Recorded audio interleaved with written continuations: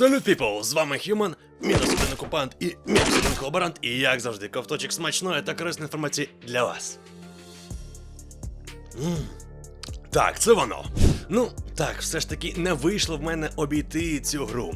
Ну і як ви просили, сьогодні зробимо з вами невеличкий, щоб без спойлерів, але все ж таки огляд кіберпанкової гри з котиками Stray.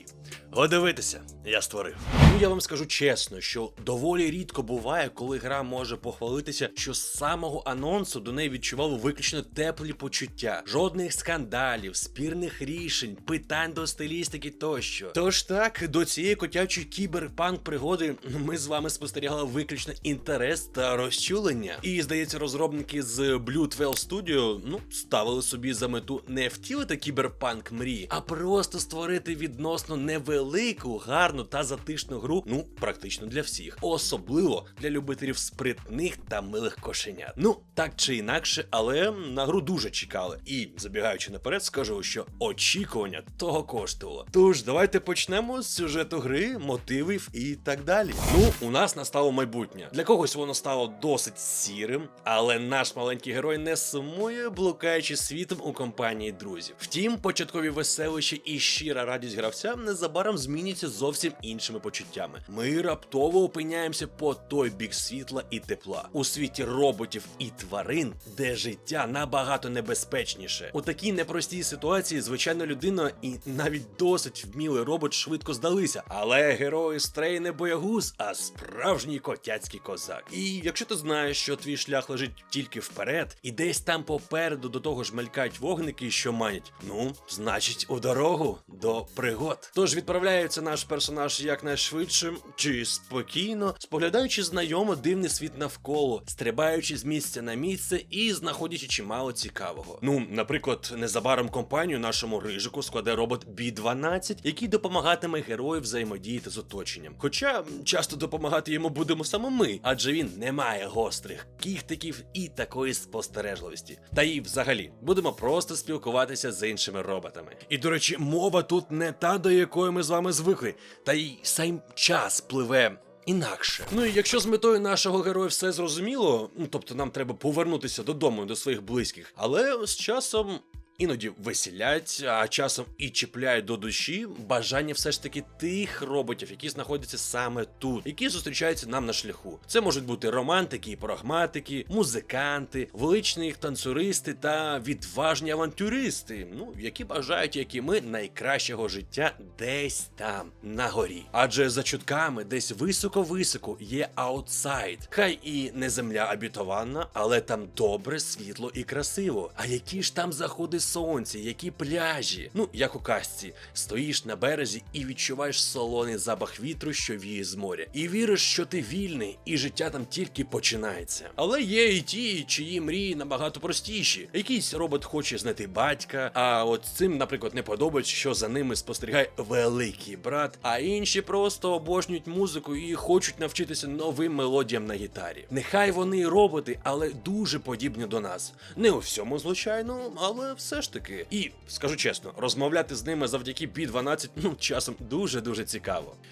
Звичайно, ви тут не знайдете персонажів рівня Red Dead Redemption 2 або The Last of Us. Немає тут і діалогової системи. Але розробникам все ж таки вийшло створити симпатичні або іноді відразливі образи, які так чи інакше вони викликатимуть у вас той або інший спектр емоцій.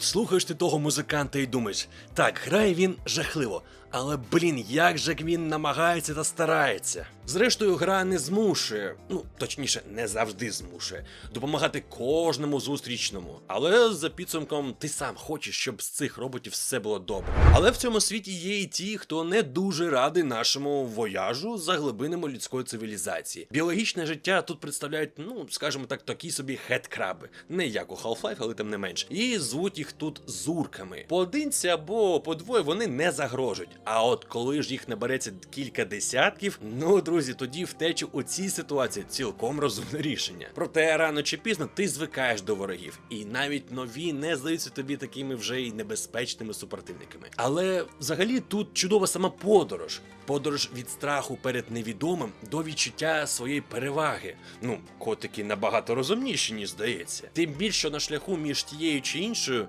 ну, скажімо так, безпечною зоною, ми пару разів все ж таки побачимо щось, що нам буде нагадувати точно Resident Evil або The Evil Within. Але незважаючи на окремі горор-елементи, Stray – це гра про дослідження. Всесвіт Stray, він сповнений таємниць та питань. Та далеко не на кожній з них ми з вами отримаємо відповіді. З одного боку виходить так, сумно, що якась раптова штуковина з'являється у грі всього не лише на кілька секунд. Але з іншого боку, розробники зберігають величезний потенціал для того, щоб розповісти про це колись у майбутньому. Ну, тобто так, створити другу частину гри. Ну і в цілому Stray майже не вимагає від гравця швидкого прийняття рішень. Хоча тут є кілька дуже динамічних сцен. А часом ти взагалі очікуєш, що зараз от-от-от і щось почнеться. І от іноді починається, а іноді ні. І от через це здається, що іноді гра наче сповільнюється і не робить якогось виклику для гравця, особливо для тих, хто полюбляє гострі такі відчуття та емоції. Якщо ж налаштуватися на потрібний лад і прийняти, що розробники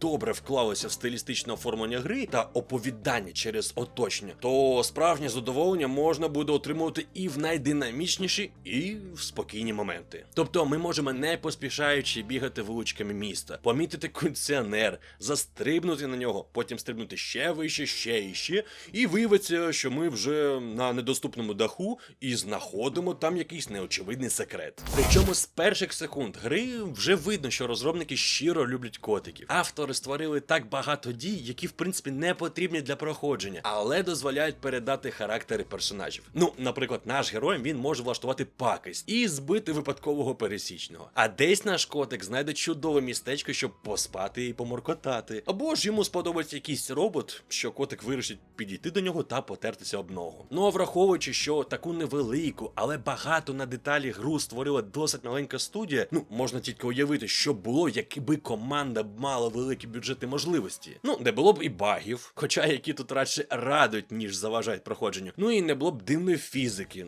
тому що буває, що наш суперкіт може змусити мало не літати все, що не прикручено. Але хочеться вірити, що знайдені проблеми все ж таки виправлять, або деякі з них все ж таки залишать як кумедну фічу. Загалом же європейські розробники часто радують нас горорами і хорошими іграми. І Stray у цьому плані, та в принципі навіть геймплейно, нагадує A Plague Tale Innocence, яка приємно здивувала багатьох гравців ще 3 роки тому. І я можу сказати так, що ці пригоди кота, вони можуть сподобатись і вам, і вашим батькам, і навіть дітям, якщо вони у вас є. Тобто вони будуть у захваті від головного героя, а з досить простими загадками вони взагалі можуть впоратись навіть краще за вас. Тобто виходить, що в кінцевому рахунку Stray не претендує на те, щоб бути найбільшою відеогрою всіх часів і народів, або найкращою грою покоління, або просто грою року. Хоча, давайте так, може, в принципі, грою року можна поборотися за останню цю от нагороду. Ну, в принципі, як це успішно робило It Takes Two. Тож, друзі, ця пригода дарує яскраві та позитивні емоції, залишаючи після проходження бажання дізнатися більше і про героя, і про весь цей світ. Тож, якщо ви в неї ще не грали, то варто спробувати. І тому я бажаю кайфової вам гри.